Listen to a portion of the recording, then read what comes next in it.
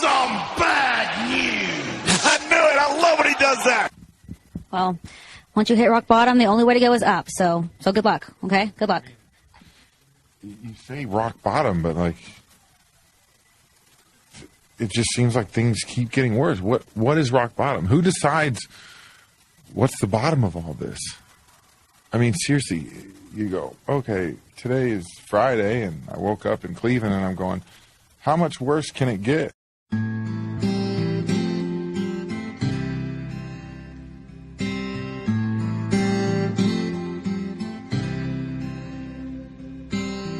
Walking down 29th and Park, I saw you in another's arm. Only a month we've been apart. You look happier.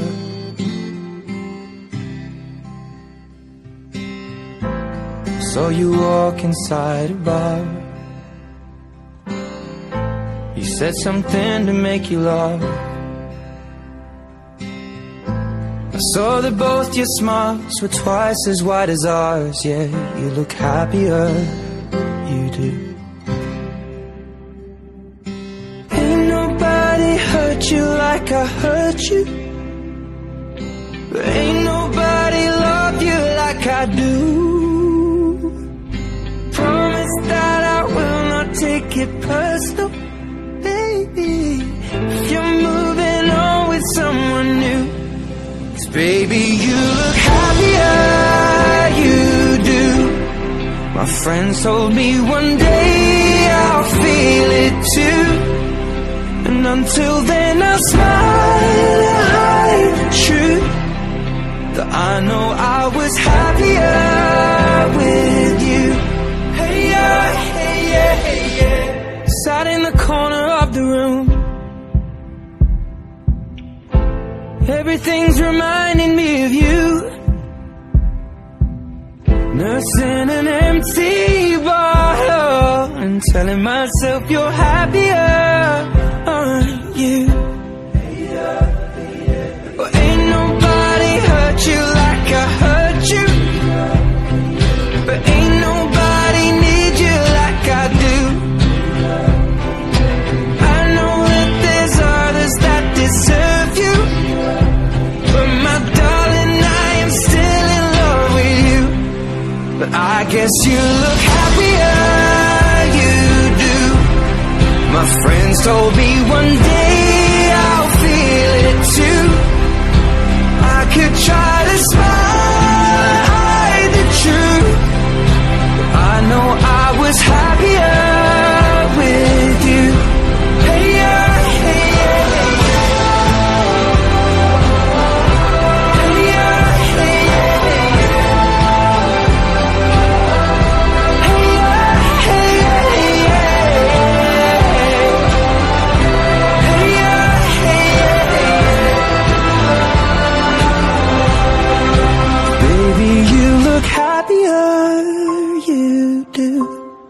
I knew one day you'd fall for someone new, but if he breaks your heart like lovers do, just know that I'll be waiting here for you. Welcome, ladies and gentlemen, to episode 285 of the Hoots Podcast. Correct, 285 editions of the Hoots Podcast. The countdown to 300 continues. for 15 episodes away from reaching 300. And I just want to say thanks to every single one of you who support the podcast from day one. I'm very thankful for that. As I say that, I'm recording it on the night of Thanksgiving.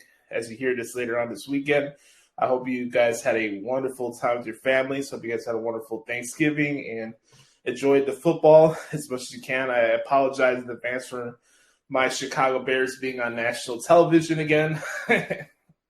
Playing against probably the most depressing sports organization on God's green earth, the Detroit Lions. So I apologize in advance for that. But nonetheless, I hope you had a good time with your family. I had a good time with my family today. Again, to play guitar again with my grandpa was really cool. And I got to enjoy that. And, you know, I don't know, I would say that I live in a bachelor pad or anything like that. But, you know, just being a single guy living on my own in my own apartment, it's kind of cool where I can like adapt my schedule into how I go about recording and stuff like this. So I know usually we drop this podcast during the day on a Thursday, and we'll get back to our regular routine next week. But just in life, and especially in media, and especially in broadcasting, you got to adapt. And I'm recording this at 10:06 right now as I'm speaking to you, and I'm ready to shoot the shit. And there's a lot to get over and talk about. Got to get over what happened at Survivor Series this past Sunday, so we'll hit a lot of that in the WWE segment. We'll also do what the hell is wrong with AEW this week. I am flying solo this week. Brother Carter is attending to his family and having some time down in Austin, Texas, so Brother Carter will not be on this broadcast this week, but hopefully next week. I don't know how long Brother Carter is going to be down there in Texas, so we'll have to figure that out. But it's just me and you guys this week, so hope that's not too much of an issue. If this is your first time listening to the podcast, this is a live sports wrestling podcast, and I want you to feel like I'm sitting next to you and we're having a conversation about wrestling, kind of like your back porch field conversation. It can get uncensored at times, but it's really nothing that I wouldn't want to make people feel uncomfortable while listening to the show. But we do have some real deep down conversations, and a couple curse words pop up here and there. But more importantly, this podcast is about embracing the positivity that comes with being a professional wrestling fan, and showcasing the good things about wrestling, and also pointing out double standards and just ridiculous stuff that you see on wrestling Twitter and websites and podcasts. So this podcast is for everybody. You can agree or disagree with what I have to say. I know a lot of people have differing views on how I look at AEW and my feelings on their product, and I'm okay with that. I'm more than okay with that. I'm one of the few people on this earth that can really say that I stick to what I believe in, and I speak for myself. I'm not going to speak for you. I'm not going to speak for anybody. You are allowed to think for yourself. You're allowed to think what you want to think, and I don't want people to feel like they need to go latch on to what people say to form their opinions on wrestling. I appreciate if you gain any knowledge or you get a different perspective from me and you hear from what I said and maybe you agree with me, and that's cool. And if you disagree with me, cool. All fair game, right? But all in all, with this podcast, my goal is to show you that, hey, I'm a man, I speak for myself, and I want to showcase a bigger picture thinking perspective in wrestling talk than just doing the week-to-week minutia of going over booking and going over every segment of every show. We don't do that here. And I've been doing this show for 6 years and very proud of the success we've had, and very excited as we continue to reach out to episode 300. And again, I can't be more thankful and grateful for the support you guys given this show, particularly because this show wasn't even supposed to last a year. I didn't know how long me and Adam were going to do a show together. It was like a side idea. Like at that point in 2016, I'm going to share a little story with you guys before we get into the Q&A this week. In 2016, I was really considering putting podcasting to the side. Not that I was considering like moving on from broadcasting or anything, but I needed a break for wrestling media. And at that part of my life, I was going through some personal stuff and some stuff that I was just mentally and emotionally burnt out at that time. And I wasn't sure if I was going to do another show because I was already doing a 3-hour wrestling talk radio show at that time for 3 straight years. Think about that. 3 straight years of trying to book guests and doing a radio show on your own where you're running the board by yourself, you're hosting, you're taking calls, you're editing the show on your own, you're creating commercials, and you're promoting, you're doing 6 different things to pump out one show. And I don't think a lot of people really understand the grind and the aspects that come into actually being a wrestling content creator, whether you're a blogger, whether you do reactions, whether you do shows like this, or a regular podcast, or even in my case, I make transcripts for a living. I have a website. You should check it out. It's called ProWrestlingTranscripts.com. But anyways, when it comes to being a wrestling media member, there's a lot that goes into it than just me sitting on this chair and talking to you guys. I wish it was that simple, but it's not. And more importantly, it's not for everybody. And I, growing up as a kid, I was very shy and very reclusive, and I hid a lot of things in. And I think to a certain extent, I'm still kind of an introvert in a lot of ways, but I've been burned by a lot of people. So when it comes to the time where I start opening up to people, I usually get burned. So it's never intentional for me to not come off as standoffish or whatever or recluse. It's just that I know who I am and I know what energy I want to surround myself with. And if I let you in and I trust you, then you get to see the good side of me. If I could tell that you're a piece of shit and that you can't be trusted, I'm not gonna deal with you. I'm not gonna spend any energy on you. That's the difference. I'm not gonna come and talk crap about you. I'm not gonna do this or that. You can go on your way, and I'm just gonna do my own thing, right? And I've been doing wrestling content work for 8 to 9 years now. And I've been very fortunate to accomplish a lot of things I've been able to accomplish in this particular field at my age. And I'm very humble for the fact that I've had wrestlers reach out to me and say that they like the transcripts that I do, that they take the time that they appreciate what I do. And I try to pay respect to the business instead of being the mark and, doing match ratings and booking takes and all this other extra crap. Like, I've had wrestlers from a lot of different companies reach out to me over the years, and they didn't have to do that. They did it on their own accord, and it's really cool. And I'm very appreciative, and I'm very cognizant of the position I am, the responsibility that I have to dish out good wrestling content that pays respect to the business. Regardless of how I feel about AEW, I put as much effort into the transcripts for their shows as I do anything else. I have a strict policy when it comes to the transcript that I do give an excellent effort to every article that I do. I did 7,000 words for Full Gear. I wrote down the entire CM Punk and MJF promo segment last night. I don't really put my personal taste over what I do for my coverage. It's very different, and I hold myself to a high standard because I believe in what I put out. I believe in the work I put in. I believe in what I do, and I believe in what my website represents, and I believe on what this podcast represents. Look, guys, we've had a lot of rotating people come and go on this podcast as far as co-hosts. Started the show with Adam Daly, my brother. I miss him. I haven't heard from him in a while, but I miss him. I still love him. Without him, I always say it all the time, without him, there is no Hoops podcast or whatever it was called back then. This show is not just about me. And we had a lot of great people over the years contribute to the show, from B-Rob to Matt to Bert Carter, basically become my new co-host of the show.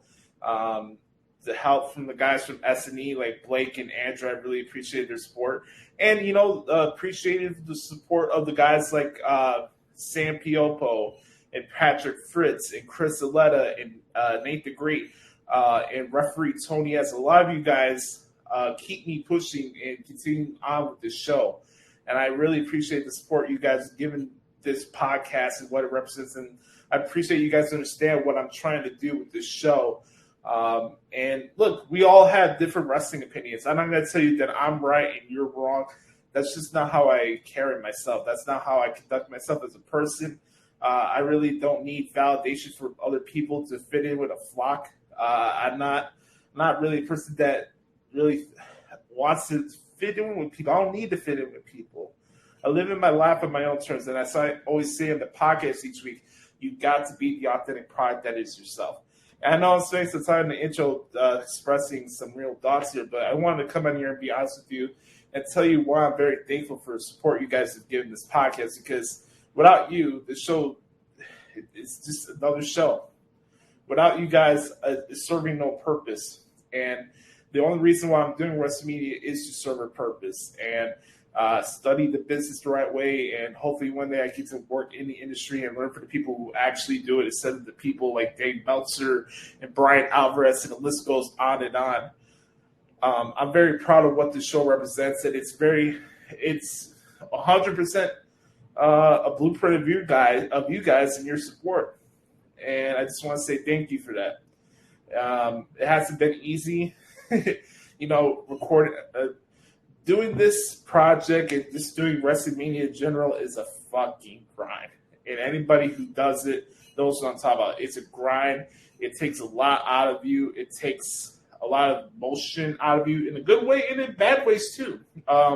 It's time consuming, and it's something that you have to be good at it. One, you got to be consistent with it. Two, more importantly, and three, you got to be in it for the right reasons. If you're doing it for clout or trying to get over on wrestling Twitter, I think you're doing it for the wrong reasons. I'm doing this because this is my life. This is what I do for a living. This is something that I enjoy.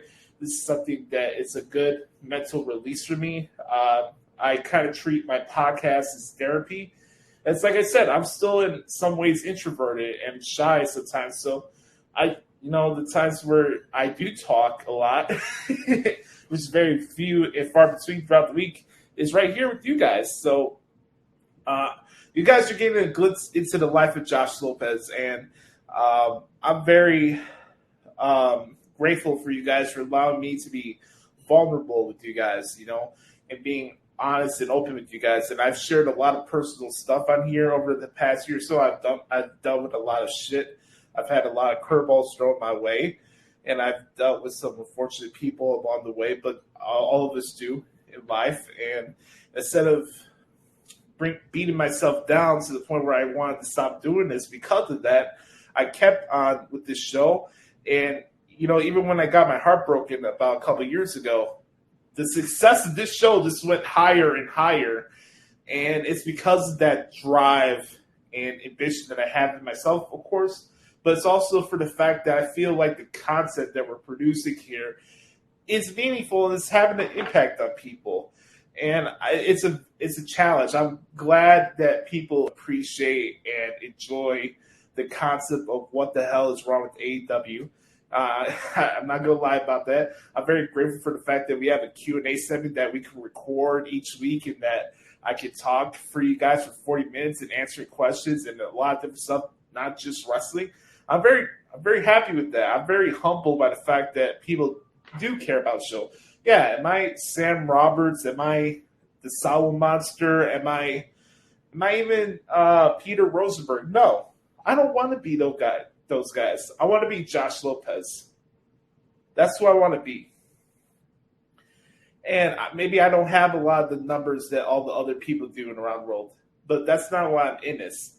I'm in this to change the game. I'm in this to be myself and learn the wrestling business the right way and embrace it for how great it is. We have the most versatile form of entertainment, yet each week we find ways to take it for granted with the most silliest, idiotic debates over stuff that doesn't matter, in the fact that this form of entertainment is not a sport, and we allow things that are subjective and we try to paint it as fact. There's no right or wrong in professional wrestling. We all have different tastes.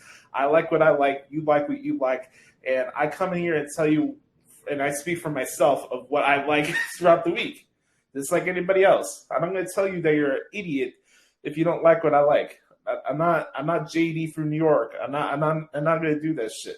I'm not going to come in here and pop a blood vessel over a professional wrestling show. I'm just not going to do it. So I know I got very long-winded, and I've been expressing a lot of raw and real feels with you guys, but that's the charm of the Hoots podcast. This podcast has done a lot of good things for me. A lot. It's done a lot of good things for me for my mental health. It's done a lot of great things for me personally from a confidence point of view, and being reassured that I could be myself and not really give two shits what people think about me, because I don't. And I'm very grateful for the fact that I had this platform to be myself and talk with you guys. So again, for everybody, thank you for making this show what it is and providing this show to be the outlet that I need throughout the week to escape from the stuff that I deal with. Honestly, thank you guys. I can't thank you enough for that. I really can't. So, all right. Let's get into the questions. Let's get into the Good Brothers Q&A session that we do here each and every single week here on the Hoots podcast. All right.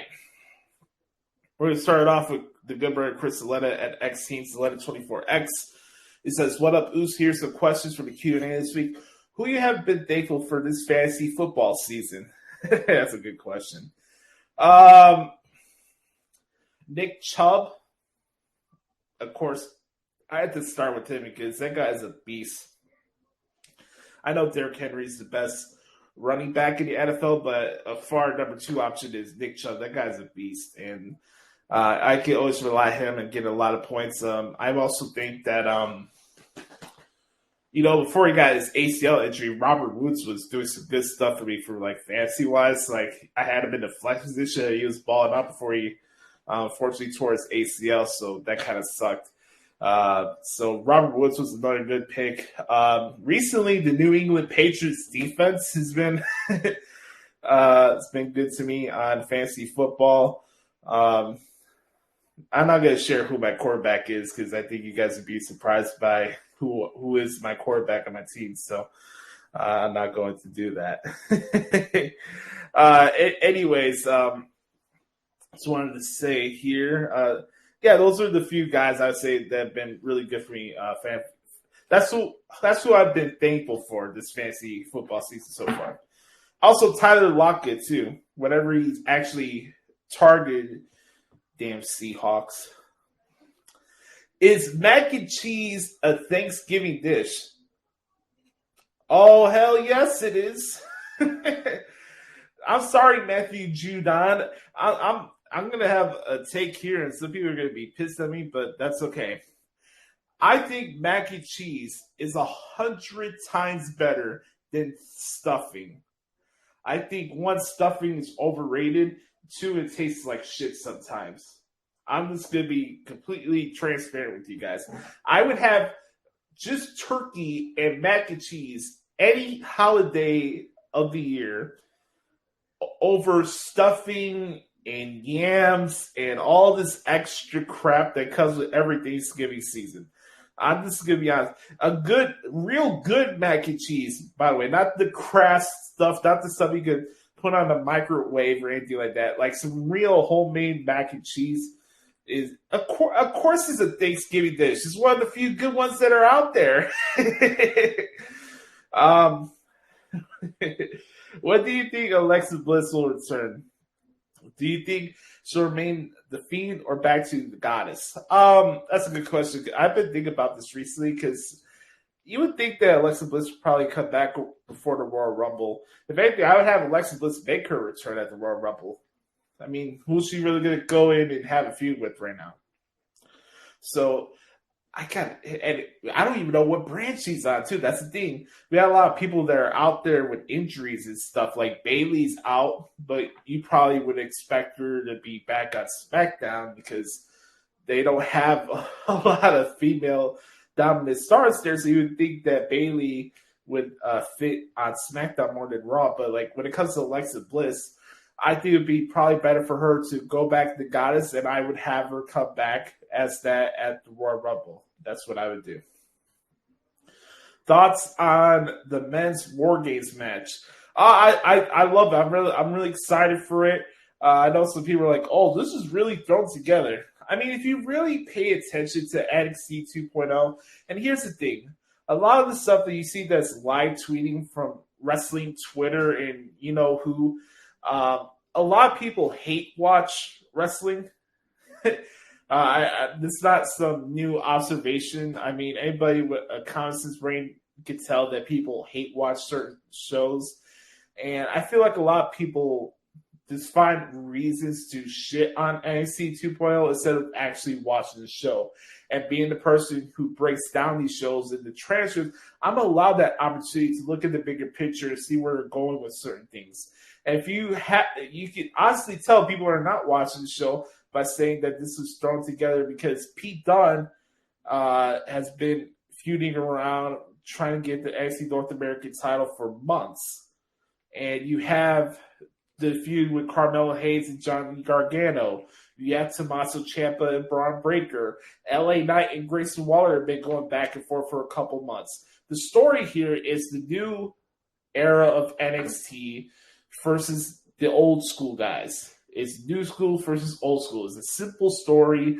These guys have interacted with each other. It's not thrown in together. Is Tony D'Angelo out of the blue? Maybe, but here's the thing. He's been one of the breakout stars for NXT 2.0 as one of the few guys in this new era of NXT. So why wouldn't he be in the match? It's new school versus old school. Like, hell, I would even have Andre Chase if you wanted to have more people in this match. But to say that it's thrown together, you're not really paying attention to the show. You're looking for things to shit on, and you just look at what's posted on Twitter instead of actually watching the show. So, not you, Chris, but you know what I'm saying. Next question. Why do you think we haven't seen Regal a while in NXT? That's a good question. I don't know what's going on with Regal, and I don't know what's going on with this new injury with Samoa Joe. Hopefully it's nothing too serious. Hopefully he comes back soon. I got nothing for you, Chris, unfortunately. I will say that William Regal's son, Charlie Dempsey, has been doing some good stuff on NXT UK recently. So I don't have no new updates on William Regal, but I would love to see him back on TV soon because I thought he was doing the on-air authority figure role very well. Any chance of Moose doing Wrestle Kingdom this year? I'm going to say no, only for the fact that Impact is doing their Hard to Kill pay-per-view, which I think is going to be on January 8th or somewhere in January, early January. And with all this stuff with COVID right now, I just think it would be a long shot for Moose to do Wrestle Kingdom. And look, I know that Wrestle Kingdom is 3 days this year, but outside those first 2 days, and the third one being New Japan versus Noah, which I think is really cool. I think that's going to be awesome. But as far as Moose is concerned, I just think it'd be rushing it too early. I would love to see like Moose and Finjuice finally come back to Japan. I love to see Eddie Edwards there. I would even like to see Matt Cardona out there or Josh Alexander out in Japan. But we still are in a pandemic, right? So I just think it'd be a far shot. I would love to see Moose there at Wrestle Kingdom and have the rematch with Ishii that they had at Resurgence, but I just don't think that's going to happen. Next question. Do you think any major promotion will run a show again at Hammerstein Ballroom?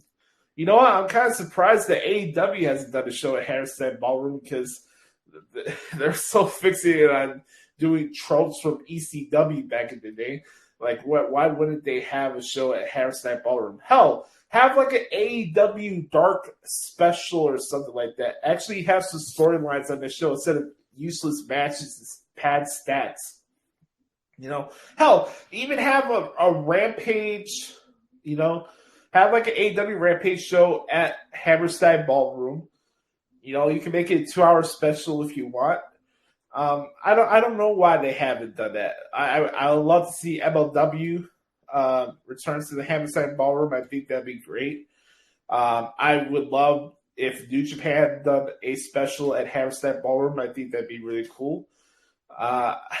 It's a great venue, and obviously Ring of Honor is taking a lot of sales out of people in the pro wrestling landscape. But hell, why can't Impact afford not wrestling?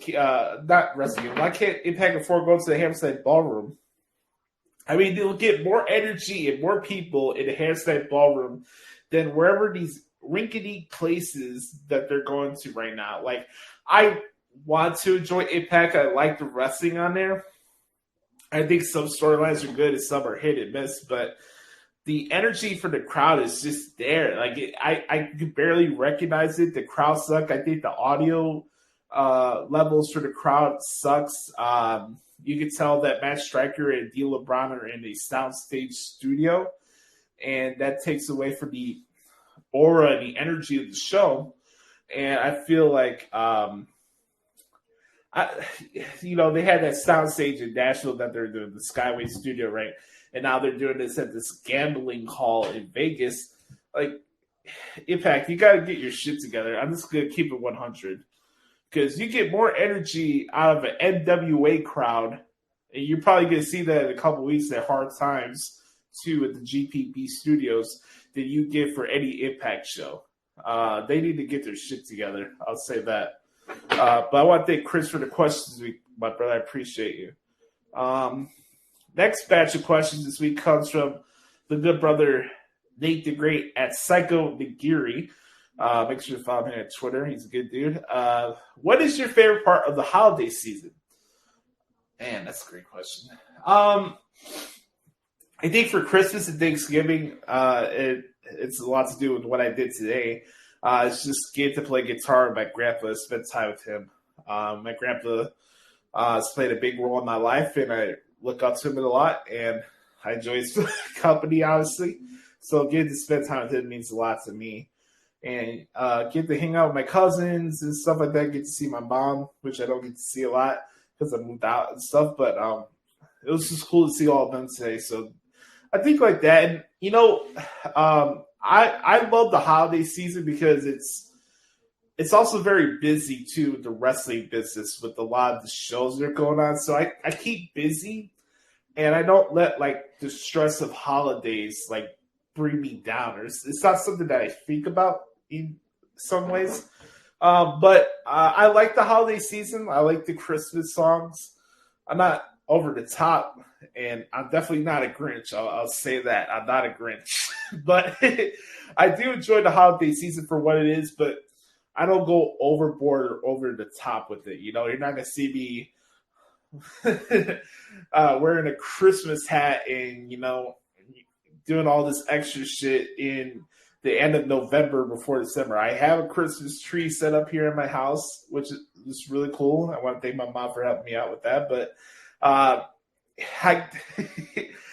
you'll never catch me doing being over the top about holidays. I'll just say that. Next question. How big of a smile is on your face when you get to hear CM Punk speak? A big smile, man. Everybody knows that listens to the podcast that I'm a big CM Punk fan. I love CM Punk. He's my all-time favorite wrestler. So the fact that Punk is back doing this thing is just phenomenal. I'm going to talk about the segment that he had with MJF later on in the AEW segment. It was phenomenal, and I'm really excited to talk about that later on. But anytime I can see Punk on my TV is good. I'm happy that he's back. It seems like he's enjoying himself more importantly, and that's what makes me happy. You can tell that he wants to be there. He's having a good time. And, again, I could call space fade, and just because I don't like everything that AEW does doesn't mean I don't like anything they do. We got to make that perfectly clear. But I always have a big smile on my face when I see CM Punk on my screen, and it's cool to see him be himself again, and he's cutting good promos and having decent matches. And I'm just curious to see how 2022 looks for CM Punk. I'm very excited to see where that goes. Next question. Do you think anyone should ever break Rick's record? Randy or Cena or someone else? That's a great question. That's the thing, though. It's kind of like a double-edged sword. Do you want somebody to get up in that level of title reigns where in this ADD culture where people throw a hissy fit over people playing commentator with championships and everything, everything in wrestling today is about booking? I don't know if you want to do that. I mean, what's special about what's going on with Roman Reigns right now in his title reign is the fact that not only it's long, but it's a title reign that's going to stand the test of time for a long time. I would love to see Randy Orton break Rick's record because of their history with each other. If Cena does it, I wouldn't have a problem with that. But I just don't know who else you would get to that point where they have that many title reigns and they would get into that category. But if anybody were to break Ric Flair's record, I would love to see Randy Orton break it. That's a great question, though. Next question. Favorite and least favorite holiday food. Okay, very easy. Favorite holiday food is mac and cheese. Least favorite holiday food is stuffing. There you go. This is a good one here. Do you do a New Japan and WWE 6, 8, or 10-man tag team match the same, or do you approach similar matches differently? I'm glad you asked that because there's a lot of different processes I go from a mental point of view when it comes to like transcribing the matches. And you are looking at the expert of typing down 6, 8-man and 10-man tag team matches. It's very different for a lot of different companies. It's one New Japan trios match is totally different from a WWE trios match. And so one of the reasons why I pointed out a lot of the stuff with the referees, because I'm telling you guys, a lot of these trio matches are one of the longest ones to really like type out. Like anytime I have a match with the Goof Squad and the Jurassic Express and Christian Cage, like their match that I typed out at Full Gear, it took me almost 50 minutes to type out, you know? So it's very different because you have to do a lot of multitasking, and it's not me just typing out what's going on in the ring. I'm also pointing out spots that are going on the outside. I'm pointing out to the fact when the heels are making the referee look stupid. There's a lot that I have a very different approach. And, you know, one of the good things about what WWE does is I think the in-ring content, whether it's pay-per-views or weekly TV shows, is very good, especially on NXT UK, which is my favorite show that WWE does. But when it comes to the concepts of a trios match or an 8-man or a 10-man tag team match, shout out to Teddy Long, by the way, former guest of the PWE show. Holla, holla, holla, playa. But like my approach is very different from a WWE match than like a New Japan or AEW match because they don't give a shit about the referee. They treat them like crap. Hell, Suzuki shoves down the referees during the match. Like you can watch a match with House of Torture, right? The new subgroup in Bullet Club, and they'll have a match against LIJ. So it's Evil, Yujiro, and Sho against Naito, Sonata, and Hiromu, right? Let's play out that match, right? You go to the outside, Evil's wrapping a chair over someone's neck, and either he throws him into the ring post or does that home run shot, and nobody gets disqualified. Or the multiple times where Evil will grab somebody and run them right into the barricade and knocks over the ring announcer in the process. You know what I mean? That spot he does all the time. Like, that happens a lot. And there's a lot of bad officiating in New Japan and in AEW. And those matches take longer to type out because it's all over the fucking place. Like, I know a lot of people enjoy Spot Fest and a lot of that crazy stuff, but like for me, it is possible to have a trios match where you're actually having some psychology and actually not making the referees look stupid the entire time. So my approach is very different. And yeah, WWE has a formulaic style of how they approach their wrestling matches, but I know what they're doing. They have an identity, so I know what to expect and what their match would look like from a 6-man tag. With AEW and New Japan, just because it's all over the place doesn't mean it's good. So it's very different. I'm typing down a lot of different things, but once I'm done typing the match, I'm asking myself, did I gain anything out of this? Like, what was the story of the match?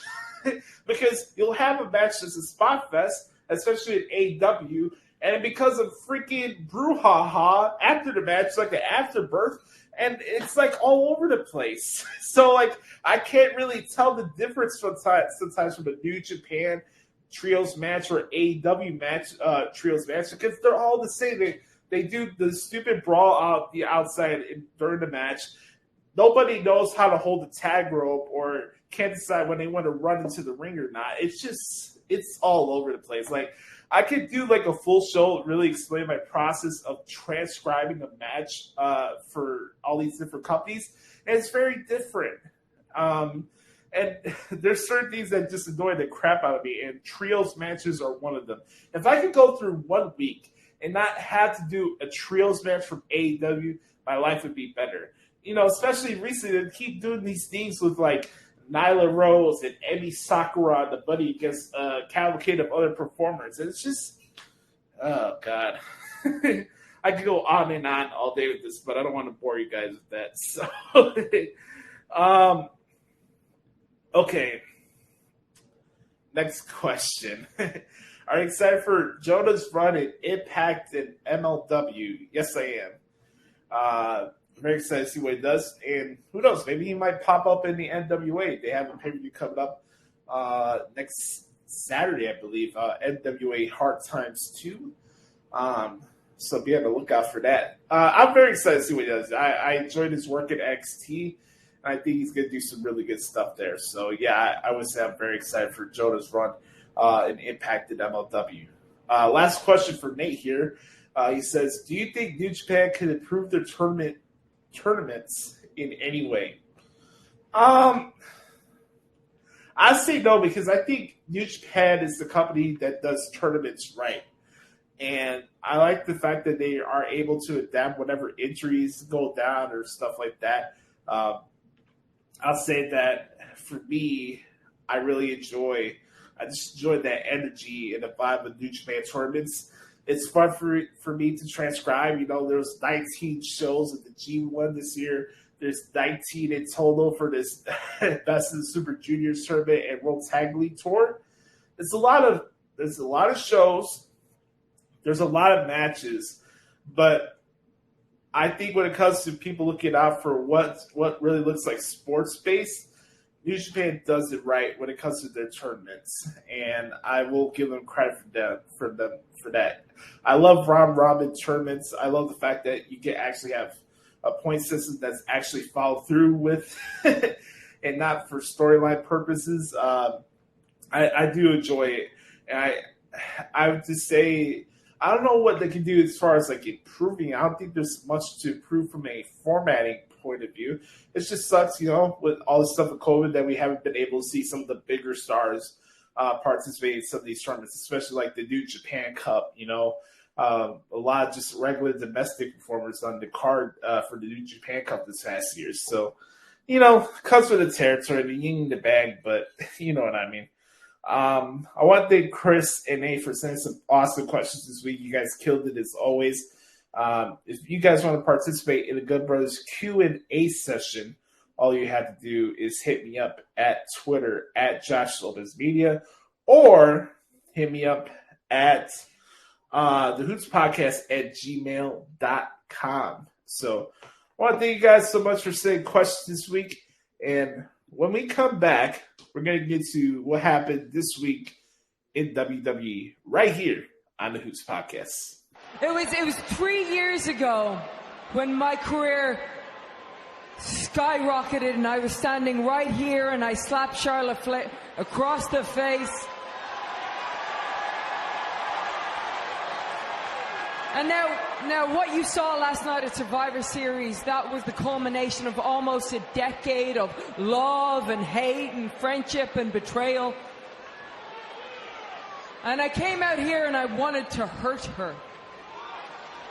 I wanted to injure her. I wanted to embarrass her. I wanted to maim her.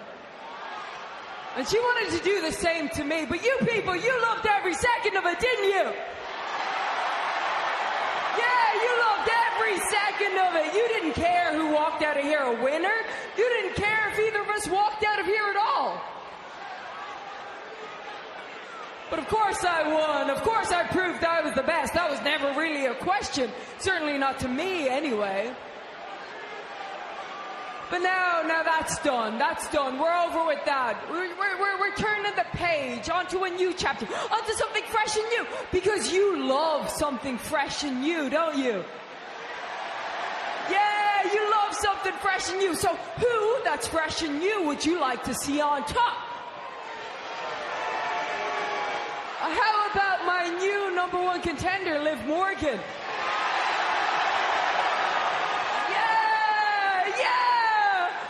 It's so funny because I used to put so much stock in your opinion until I realized you're so full of crap.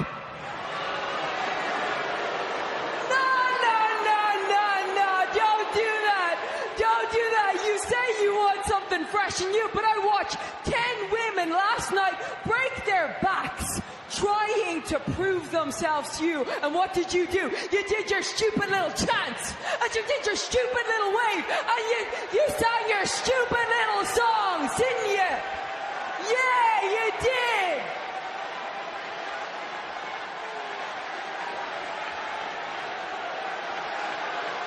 But hey, look. This hurts me to say this. This hurts me to say this. But I actually agree with you. Because none of those 10 so-called superstars has what it takes to beat me, least of all Liv Morgan. And I hate to break it to you, Brooklyn, not every underdog has its day. And I got a death grip on this title. And I don't give a damn whether you like it or not. Nobody is getting this title off of big-time bets.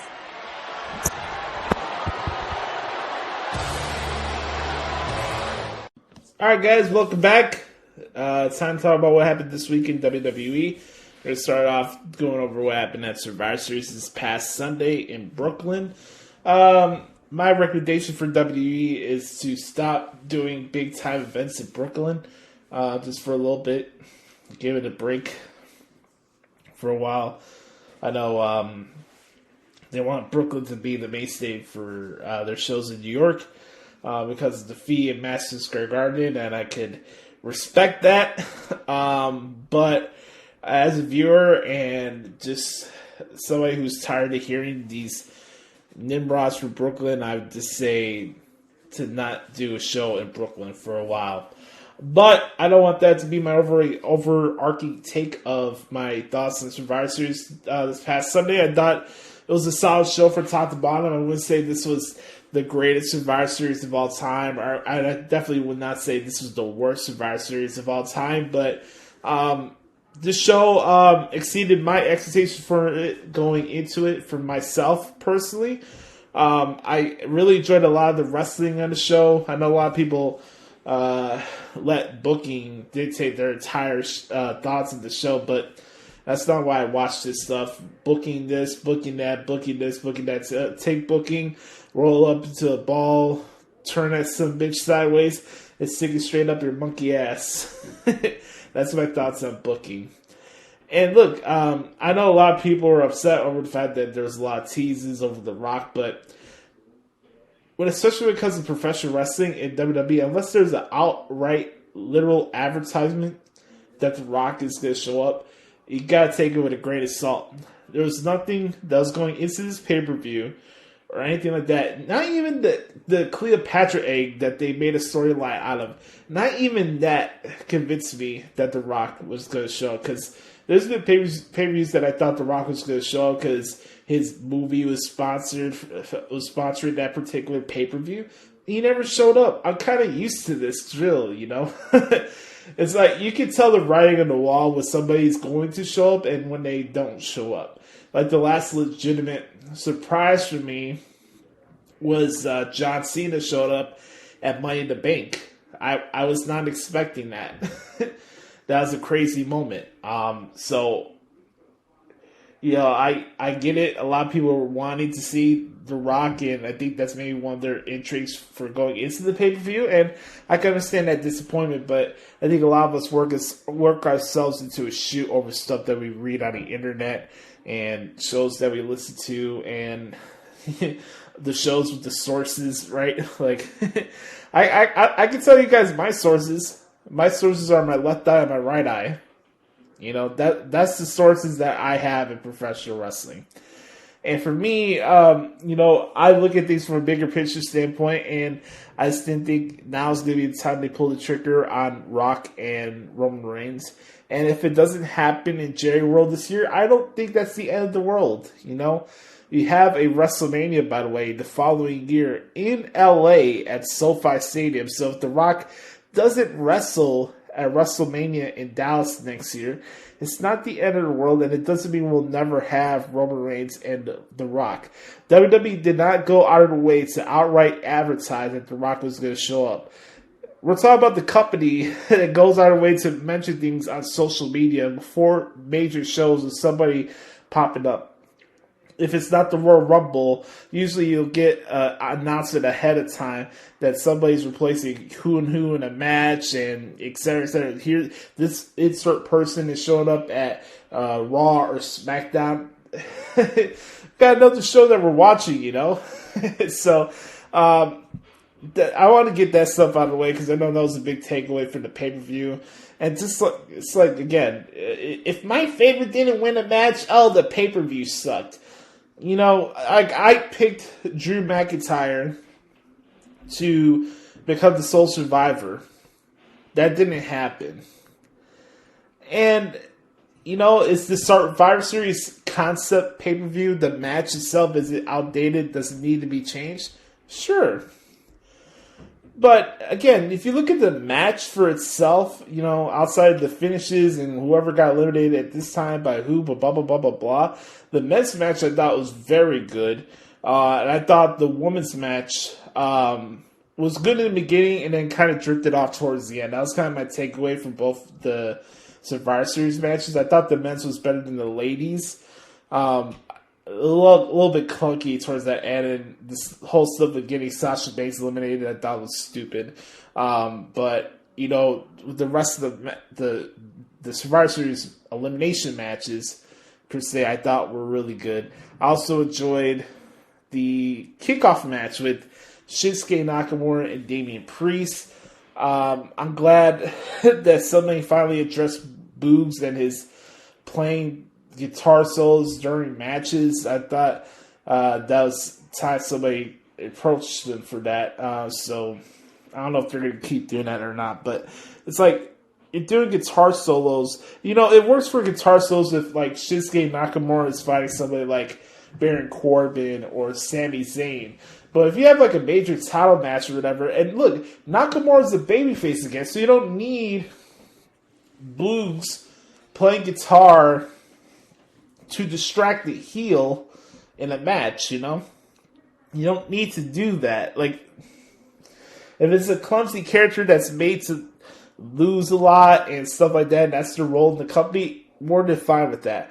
But if it's like a major title match or a major TV match, you don't have to do that all the time. If Boogs wanted to do the guitar solo when Nakamura does the good vibration things, where he starts choking somebody with his boot, he calls that good vibration, that's why he does it in the corner. You want to do that, more than fine with me. But I think that the match is good, despite all the shenanigans on the outside. Of course, we got to talk about the elephant in the room, and I'm not talking about myself. I'm speaking about Charlotte Flair and Becky Lynch. One of my favorite matches that I transcribed this year so far. Definitely one of the best women's matches I typed out this year.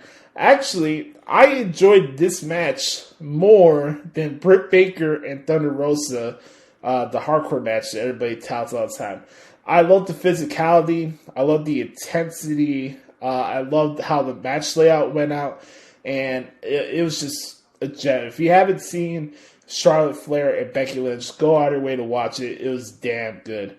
I got no comment in regards to the Pizza Hut Battle Royal. That was what it was. I really enjoyed the match with New Day and not New Day, my bad, RK Bro and the Usos. I thought that was a very good match as well. I don't want that to be swept under the rug. I thought it was a very good match. Randy Orton's the fucking man. Randy Orton's still been one of my favorite wrestlers of all time, so it's cool to see him continue to elevate himself. And RK Bro is a good team, and it's a good concept group, and that's another big match you can do as a grudge match at WrestleMania, and they have a rooted history with each other now, and I'm just enjoying the ride. Like for me as a wrestling fan, this is the wrestling fan in me, Joshie speaking. I want to enjoy the moments when it happens. I don't want to put my fantasy booker head and forecast when somebody's going to turn heel on somebody. You know what I mean? I just want it to like play out. And I'm curious to see the story they go with whenever it does happen. Like, I'm not forecasting when somebody should or should not turn heel on somebody. That's not why I do this stuff. So, anyways, I thought that was cool. A very good match. And then the Tribal Chief and Big E, pretty solid main event. I enjoyed it. I thought it was a very good match. I thought it was really good. So, overall, I'll give Survivor Series a B- or B. I wouldn't say this was a horrible Survivor Series or a great Survivor Series. I thought it was a solid pay-per-view, and I enjoyed it for the most part. So that's my review for Survivor Series. Really quick, going into Raw this past Monday, I thought it was a very good show from top to bottom. It had a lot of crazy twists and turns throughout the show. You guys heard the clip of Becky's promo where she slaughtered the Brooklyn Nimrods. I thought that was great. Speaking of Nimrods, I hate that I even had to address this because this should be common sense here, but that doesn't seem to apply to people in the wrestling universe. Stop jumping over the fucking guardrails, you nincompoops. Seriously. You got this dude, this young guy, 24 years old, running and tackling Seth Rollins after he does like an injury beatdown on Finn Balor, right? For what? What are you getting yourself out of that, you freaking mark?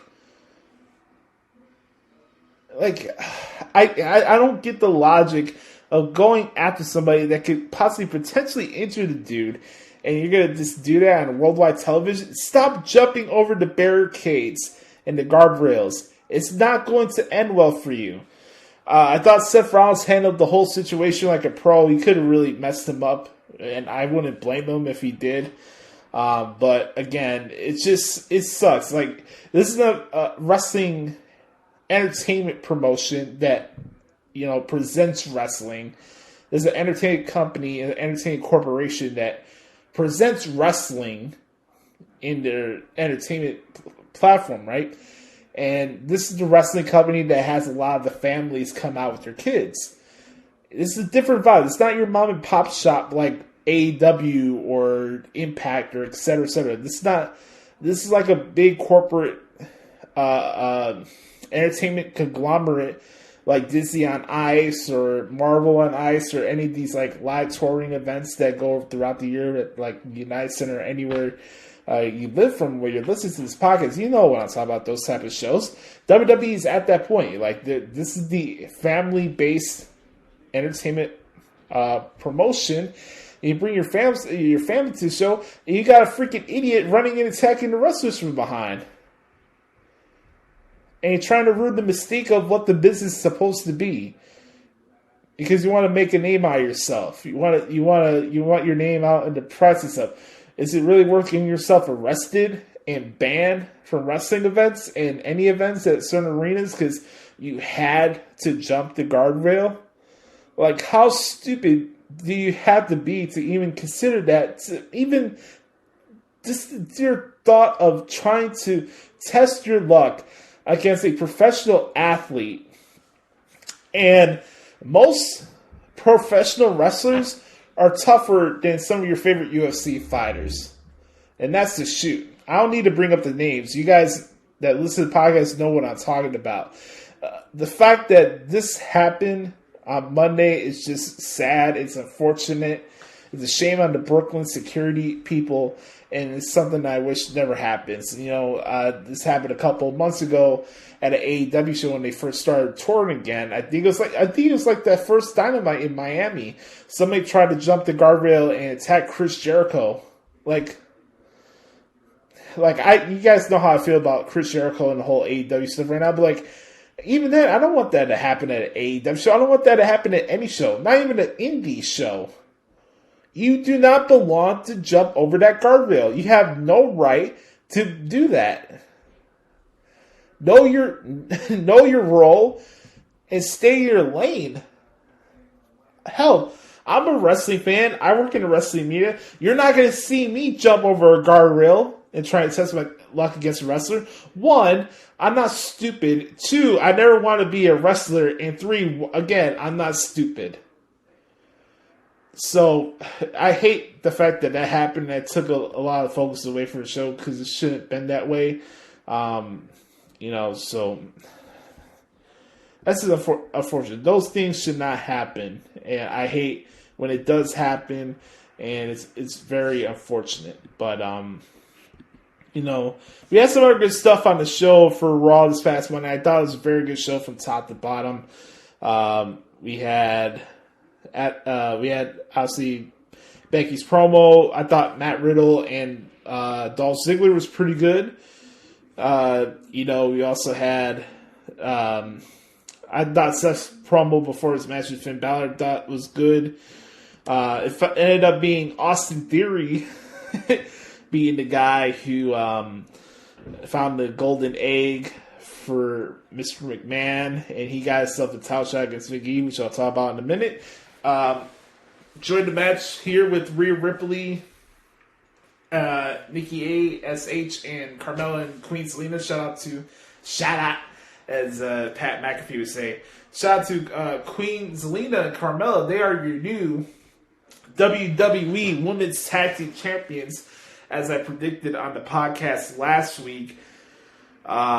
Happy to see that for those two ladies. I think they deserve it, so I thought that was really cool. Also, we had Bobby Lashley saying F them kids and just destroying the Mysterio family, which I thought was pretty funny. And then, of course, we had Damian Priest and Sami Zayn, solid match for the U.S. title. And then Big E and Austin Theory. I thought it was a good match. It was a good opportunity for Austin Theory to have his first main event opportunity on Raw. Good spotlight for him. I thought he carried himself very well in the ring with Big E. Austin Theory has a bright future for him, and I like how he's been presented since he's been called up from NXT. So I thought that was cool, and it continues on the story with Big E, Kevin Owens, and Seth Rollins. So overall, Raw gets a thumbs up for me this week.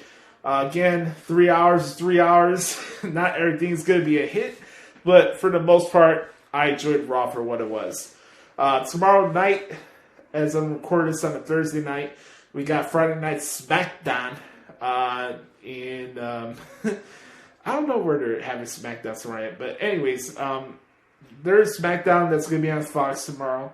And we get to see who's going to go after the Tribal Chief as we get closer to this WWE Day 1 pay-per-view. Now remember, folks, there's no WWE pay-per-views in December this year. Survivor Series was the last one. So we got a little bits of time here to start plotting out some feuds, start plotting out some potential matches that we may see at Day 1. And maybe I can make some predictions for that later on in the coming episode or something like that. But overall, I thought Raw was good. Shout out to NXT UK. I thought it was a very good episode this week. Jordan Devlin and Mark Andrews tore the house down. And also Noam Dar and Sam Gradwell. Very good match for the Heritage Cup Championship. And by the way, Aaliyah James, you just made the list on the waterfall list. My God, what a beautiful woman, man. A beautiful, beautiful woman. So, anyways, that's my thoughts on what happened this week in WWE. And, that's my thoughts on WWE this week. All right, really quick, before we get to our main event segment this week, I want to go over briefly and really quick and talk about the standings right now for the New Japan Best of Super Juniors Tournament and World Tag League. I think starting on Saturday, I have 4 straight shows to do. I got Saturday, Sunday, Monday, and Tuesday. So all the way up to the 30th. Man, that's going to be insane. A lot of shows to type down in a couple of days. But anyways, here's the update standings in the Best of Super Juniors Tournament. We have Yoshinobu Kanemaru tied with Show at first place, 4-1. Cam Merrill stole a victory from Show in the previous event for the Best Super Juniors, which was Wednesday. Got to type that down. That was a good match. Hiromu Takahashi, 3-1-1. He has 7 points. He lost a match to Show out of the gate, but he's been on a winning streak, and then of course he had that time limit draw with El Desperado. So 3-1-1 for Hiromu. El Desperado, aforementioned, 2-2-1. He has 5 points. Taji Ishimori has 6. We have a batch of performers here that have the same records. Master Wato, Bushi, El Phantasmo, Doki, and Taguchi all have 4 points. And Yo got his first victory of the Best of Super Juniors this past Wednesday, beating Risque Taguchi. So good big shout out to Yo for finally getting on the scoreboard. We got events coming up in New Japan, like I said, this weekend. I'm kind of surprised they're doing a double tap of Best of Super Juniors, because it's been Best of Super Juniors one day, World Tag League the next. But, after Best of Super Juniors from Wednesday, coming up on Saturday, we're back at it again with Best of Super Juniors. And then Sunday will be World Tag League. And then Monday, Korakuen Hall, Best Super Juniors, and then World Tag League in Korakuen Hall on November 30th, which will be a Tuesday. So, wrapping up a crazy month in November of pro wrestling action for New Japan on ProWrestlingTranscriptions.com. Make sure to bookmark the page right now while you're listening to this. You guys can see all my transcripts from New Japan. Let's give you the standings really quick for the World Tag League since I last talked to you. The last show they did was last Tuesday from Colts Kawasaki in Kanagawa, Japan. Let me get down to the standings first. The World Tag League match has been fun to type out. Some kind of slower than others because we have a lot of veterans in this tournament this year. So they decided to do 12 tag teams in this tournament. So some of these shows are long to type out, but it's been worth it in more ways than one. But right now, as we speak right now, here's the standings for the World Tag League. At number 1 position, we have Naito and Sonata. They have 8 points, equaling 4 victories. Basically, you get 2 points for every victory you get, and 1 point for any no contests or draws or ties and stuff like that. So the Great Okada and Hanare, United Empire, have a big batch tie here with Zack Sabre Jr. and Taichi, Tanahashi and Toriano, G.O.D., Yoshihashi, and Hiroki Goto, and Battle of Fale and Chase Owens all have 3 wins and 1 loss separately. 3 wins and 1 loss collectively. There you go. Evil and Yujiro have 2 wins and 2 losses. Hiroshi Tenzan and Kojima Tenkozi have 1 win and 3 losses. And then at the bottom of the barrel, we have Makabe and Hamba, Nagata and Tiger Mask and Suzuki, and Taka Michinoku at 0-4. So there, my friends, is your update for the New Japan Best of Super Juniors 28 tournament and World Tag League 2021 tour here. And here's your update right here on the Hoots podcast. All right, on that note, it's time to give the people what they want, right? It's time to give the people what they need. It's time, my friends, for another stellar edition of What the Hell is Wrong with AEW. We're going to start this bad boy off in a 3, 2, 1. It's time for What the Hell is Wrong with AEW.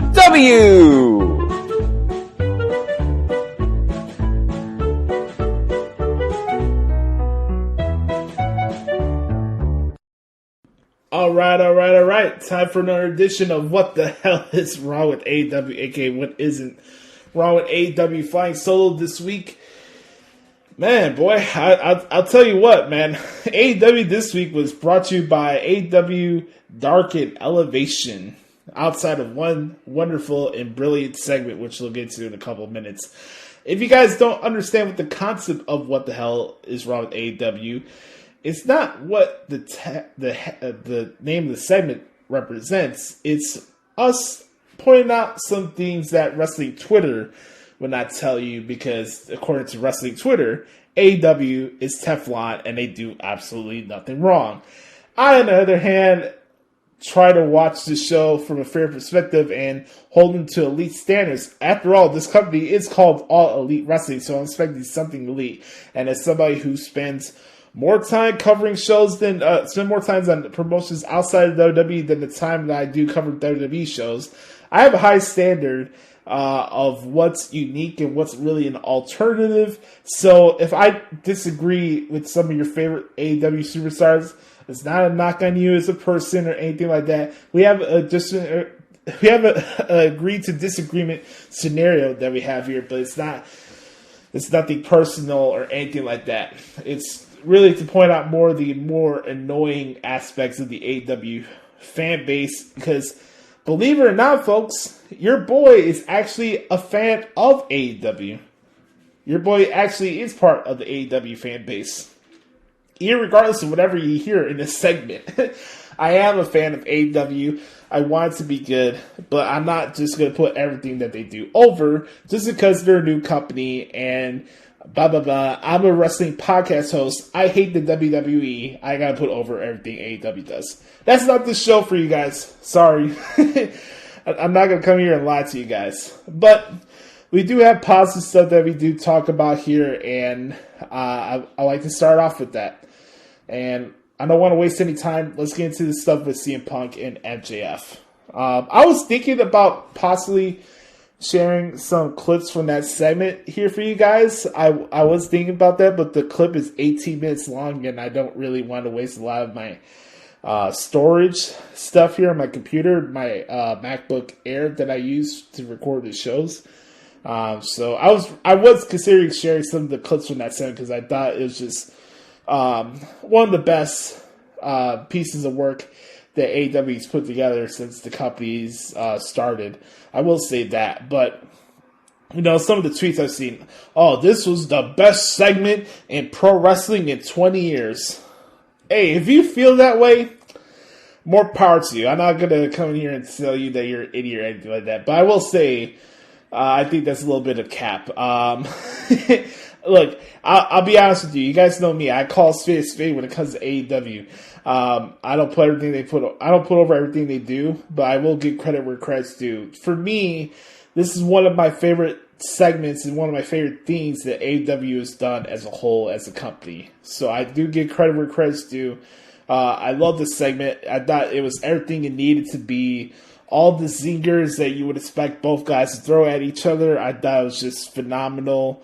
The stuff with MJF bringing up John Cena and Triple H, I thought was great. Same thing with Punk. Saying MJF has a needle dick and all this other stuff, calling him a less famous Miz. I thought that was a great line.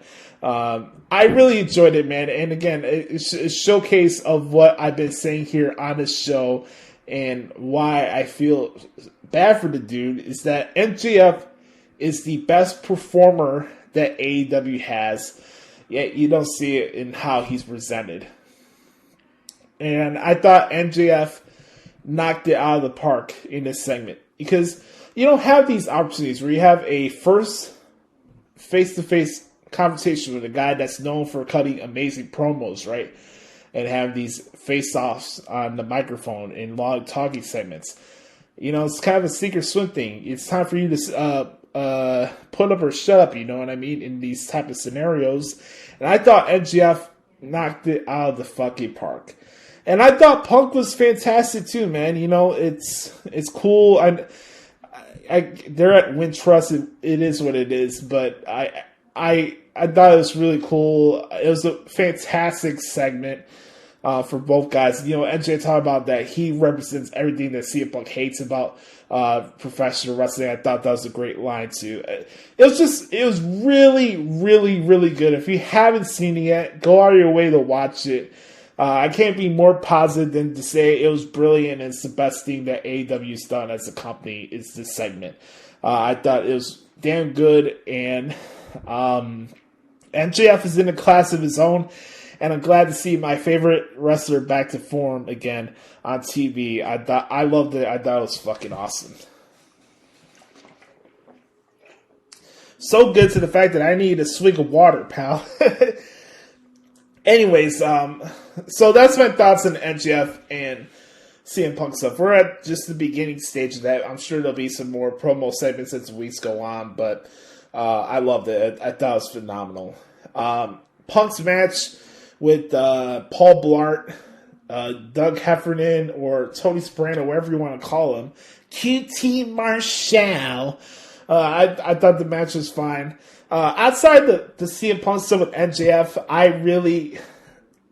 didn't care about this episode of Dynamite. Not one bit. I'm not gonna sugarcoat things with you guys. I thought this episode of Dynamite was trash outside of the CM Punk and MJF segment. You know, I mean, where do I even start here? The Gun Club against Bear Country belongs on YouTube. We're going to have Adam Cole and Bobby Fish against Orange Cassidy and Wheeler Yuta on Rampage. Who gives a shit? I don't know why that feud with Jurassic Express and Elite are still going on. I just don't get that. Here's the question I have for you guys. Who says no backstage? Like, who's the actual filter of AEW? Please don't tell me Tony Khan, because the filter for Tony Khan is Dave Meltzer and Brian Alvarez. Outside of the Wrestling Observer creative team bubble, who's the person backstage at AEW that says, no, this is stupid? I'm really curious about that, because when you listen to the broadcast and you hear their announce team glad-handing everybody, gaslighting everybody, Tony Schiavone putting everything over, everything is great. JR says that every segment and every show he's on right now is the greatest thing he's ever done in his career. Like, you could feel like JR is doing a watch-long commentary of Dynamite instead of actually doing play-by-play and then feeding in some lines that Tony Khan gives him while the show goes on. Tony Schiavone, all due respect, I respect everything you've done in the business. I enjoy your backstage interviews and stuff like that. And it's kind of a shame. I kind of like your play-by-play commentary on Elevation more than what you do on Dynamite. But when it comes to Dynamite specifically and the bigger shows for AEW, you, my friend, are full of cap. First off, Bryan Danielson is not undefeated in AEW. Yep, Bryan Danielson made quick work of Colt Cabana, didn't he, this past week on Dynamite? But Bryan Danielson is not undefeated. He lost a Mudshow tag team match right out of the gate when he first came in. So he's not undefeated. Is he undefeated in singles competition? That's a question. Is he undefeated in singles question? I'll say no, again, because he had a time limit draw with Kenny Olivier. So Karen Danielson has a tie, basically. I never thought I would say this. Bryan Danielson and the Detroit Lions has something in common in 2021. They both have a fucking tie. Do with that what you will. I'm just going to leave that right there. Oh yes, our favorite feature here on the What the Hell's Wrong with AEW. Time to talk about shitty officiating again. So Jamie Hayter and Thunder Rosa were the entire matches. Everybody's just punching each other in the back and rarely next to nothing wrestling. I thought this match long overstayed its welcome. I felt like the picture part felt like 10 minutes instead of 3 minutes, which was supposed to be. I did not enjoy this match. Thunder Rosa won. But it was just a lot of shenanigans going on. You had Rebel and Britt Baker out there. The Dead Corpse refs. Like, here's the thing with him. Like, you can tell that he's seeing what's going on behind his back, too. That's the problem. Like, you can see from the corner eye, he's seeing what Britt Baker is trying to get Rosa in position for the super kick, right? And all this is going on. It's taking 30 seconds to get, like, Jimmy Hayter to get Rosa in position to do this spot where Baker accidentally kicks Hayter and costs her the match.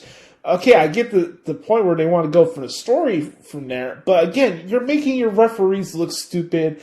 I thought the ending of that match was extra sloppy. And I did not enjoy that match at all. Not one bit. My thoughts on Dante Martin joining Team Taz. Yeah, that's it. I got no comment. Team Taz right now is useless. All due respect, man. I love Ricky Starks. I like Will Hobbs and stuff. But the group has nothing since... outside of the program with Brian Cage, nothing that's gone on with Team Taz has been anything of consequence, you know? So Dante Martin joined Team Taz. Whoopity-doo. By the way, I have zero interest in watching Eddie Kingston in a feud with 2.0 and Daniel Garcia. And to follow up that point, I'd like to say that Daniel Garcia does absolutely nothing for me. If I wanted to see his style of wrestling and his lack of charisma, I'll just pull up Zack Sabre Jr. matches because he's basically ripping them off. There's nothing unique about the guy. And listen to the promos he cuts. I love the 2.0 guys. I was a big fan of the Everrise, but this whole thing where they're calling a grown man who's supposed to be taken seriously as this like shooter type of performer as their son, I just don't get it, man. It's just a lot of the comedy, goofy shit that they do there in AEW sometimes. And then it's one thing watching a clown show, which is my Chicago Bears every single week, but nothing in entertainment and sports is nothing resembles clown more than an AEW multi-person tag match. Nothing. It's a clown show, it's a mud show, it's a whatever you want to attach it. A shit show. Every multi-person tag match in AEW completely sucks ass. So we have Cody Rhodes, Pac, and the Lucha Brothers against Malachi Black, Andrade El Del Rio, and FTR. A lot of moves. Some spots towards the end that I liked. But again, another sloppy match. And here's the thing. Malachi Black is supposed to give the black mask to Cody Rhodes and knock him off the ring apron. Aubrey Edwards being the best referee in the world, right? In position, she gets in the way and ends up Black kicking her in the ribs in the process instead of actually going through the spot because we gotta have Aubrey Edwards be in the middle of everything. She has to get her camera time. We need Aubrey Edwards to get her face time. We gotta sell Aubrey Edwards to the audience. We need to get Aubrey Edwards over. We gotta make Aubrey Edwards look strong. I watched this match. It was just there. Another AEW multi-person tag match where people don't know when to hold the tag rope or when it's time to run to the ring. Again, I keep mentioning this, and it's a shame because I like this tag team. I'm a fan of FTR, but they have relegated themselves to being like the Young Bucks. Run into the ring after a tag is in. Do the stupid spot where they're holding onto their tag partner from the ring apron, like during like a abdominal stretch, you know what I mean? It's one thing for cutting the ring in half, and then two is one thing to making the referee stupid. The fact that you need to do two spots and tags, in and out tags, every 25 seconds in a tag match is freaking ridiculous. And again, these stupid simultaneous tag stuff needs to stop. I've seen that a lot on Dark this week, and it's sloppy. Again, you're making your referees look stupid. the referees are a key essential figure to what the match is. And if you're making it look stupid because they're the actual person guiding you through the match, then what's the point of having the match? What's the point of having a tag match if everybody's running into the ring like fucking idiots and clumsy hyenas from Lion King, and we're getting these brouhaha brawls on the outside all the time? Just call it a tornado match. Don't even call it tag. Don't even call it a tag team match. Don't tell me that AEW has the best tag team division in wrestling. Because they can't even have a fucking tag match if their life depended on it. A proper 10-man tag, or 6, or 8, or 12, or I remember there was like a 16-man tag team match last year during the COVID stuff. Oh my god. Seriously, my friends, please stop doing these trios matches, these 8-man tag matches, and stop having Aubrey Edwards and the Dead Corpse Rep be the referees for those said matches too. On that note, my friends, that is what the hell is wrong with AEW this week. This has been What the Hell is Wrong with AEW.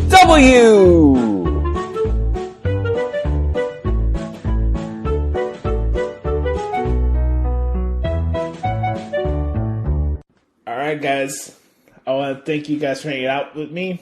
Hope you enjoyed this episode of the Hoots Podcast. This is my early Christmas gift for you guys. This is a little treat for you guys as you guys go on your Black Friday shopping. I hope you guys enjoy the rest of your weekend. I hope you guys had a wonderful Thanksgiving. Have a great weekend. I don't think there's any pay-per-views going on this week, so that's a good thing. Thumbs up for that. But again, thank you for the support, everybody. I love you guys. Remember, be the authentic product that is yourself. And remember, nobody dictates the pace of your life but yourself. I love you all. Have a wonderful weekend. We'll be back here next week for episode 286 of the Hoots Podcast as the countdown to 300 continues. Glad the Bears won and avoid even further embarrassment by losing to the Detroit Lions today. My God. On that note, I'm Joshie. I'll talk to you guys next week right here on the Hoots Podcast. Yes, sir.